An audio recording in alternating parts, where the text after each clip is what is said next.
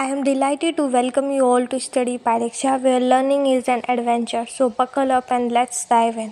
Today we are going to learn about the end of bipolarity. It is chapter number 2 of class 12 political science. और ये जो video है ये मैं वापस से बना रही हूँ बिकॉज जो मैंने पहले बनाया था उसमें वॉइस बहुत ज़्यादा लो थी जो मुझे ही सुनाई दे रही थी। तो पहले हम ओवरव्यू देख लेते हैं। तो आप सबको पता है सेकेंड वर्ल्ड वॉर 1945 को एंड हुआ था और स्टार्ट कब हुआ था 1939 को। जो सेकेंड वर्ल्ड वॉर का एंड है वो क्या है, बिगनिंग है कोल्ड वॉर का। जिस दिन सेकेंड वर्ल्ड वॉर खत्म हुआ उस दिन से कोल्ड वॉर स्टार्ट हुआ। So that is tussle between two block.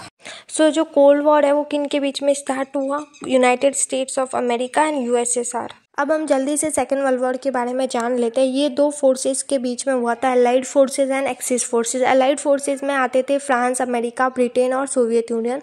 Axis forces में आते थे जापान, इटली एंड जर्मनी।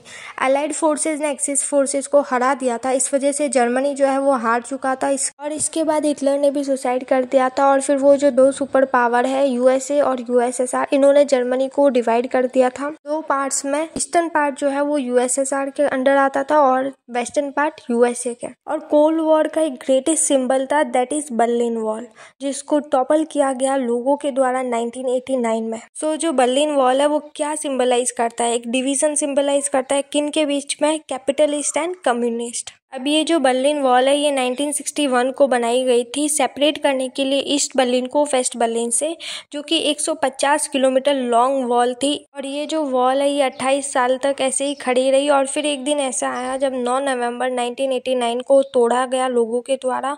और ये क्या मार्क करता है, यूनिफिकेशन दो पार्ट ऑफ जर्मनी। तो हमने जो बात की थी दो पार्ट्स की, ईस्टर्न पार्ट्स वेस्टर्न पार्ट, इन दोनों को क्या कर दिया गया है, यूनिफाइड कर दिया गया है।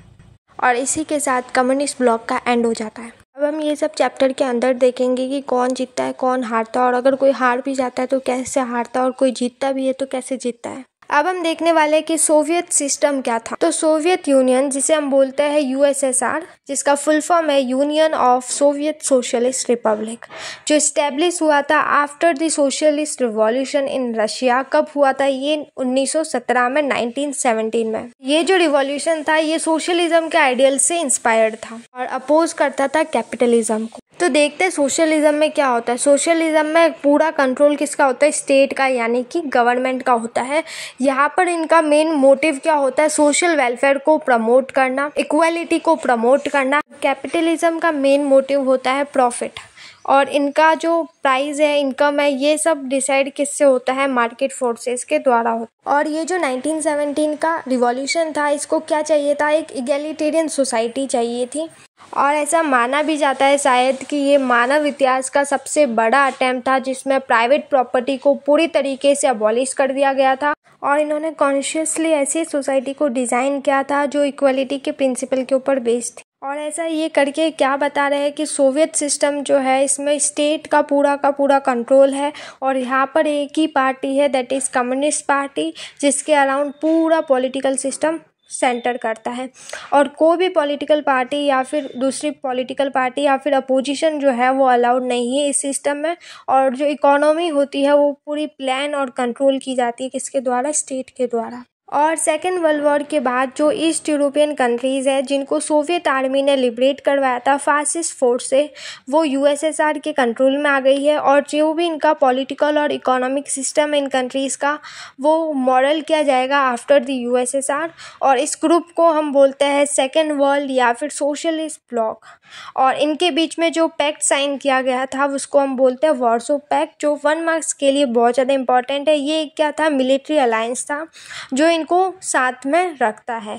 और ये जो यूएसएसआर था ये कौन था, लीडर था इस ब्लॉक का।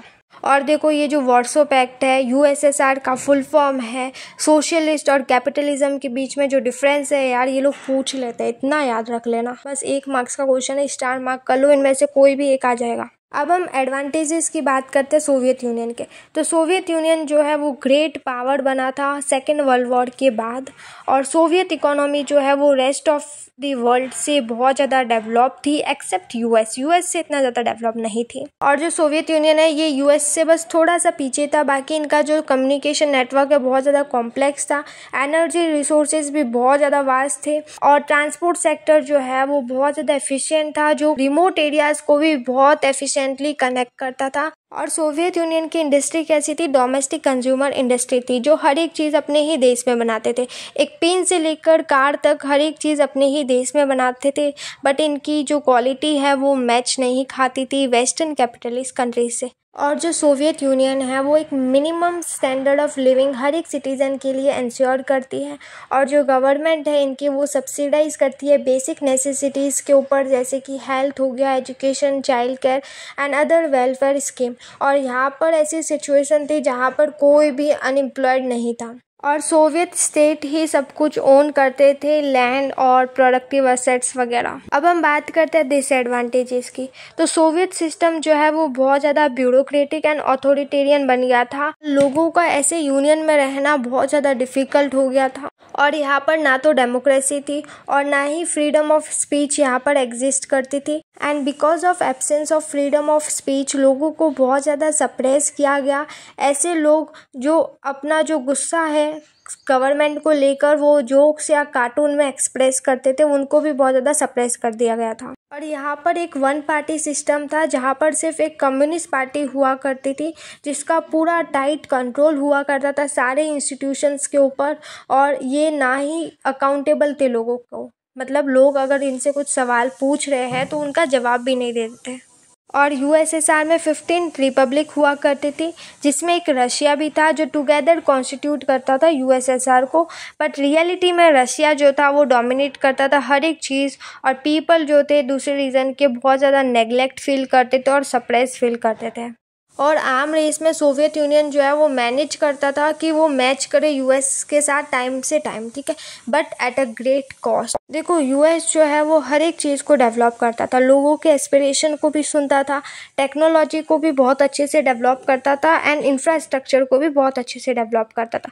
बट सोवियत यूनियन जो सिर्फ इसी में पड़ गया, आर्म रेस में। और यूएसएसआर का जो मोस्टली जो ध्यान था वो किस में लग गया, सिर्फ वेपन्स और मिसाइल्स बनाने में। तो जो सोवियत यूनियन है वो पीछे रह गया वेस्ट से टेक्नोलॉजी में, इंफ्रास्ट्रक्चर में, और मोस्ट इम्पॉर्टेंटली पॉलिटिकल और इकोनॉमिक एस्पिरेशन जो है सिटीज़न की उनको फुलफ़िल करने में।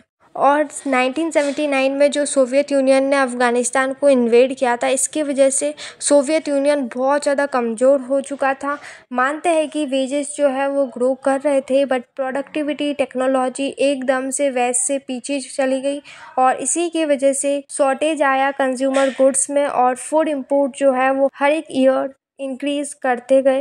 एंड सोवियत इकोनॉमी एक बार तो क्या है 1970s में फ्लैटर करने लगी और फिर एकदम स्टैग्नेंट हो गई। अब मैं ये मान के चल रही हूँ कि सोवियत सिस्टम के बारे में आपको सब कुछ समझ आ गया है। अब मज़ा आएगी आपको आगे पढ़ने में।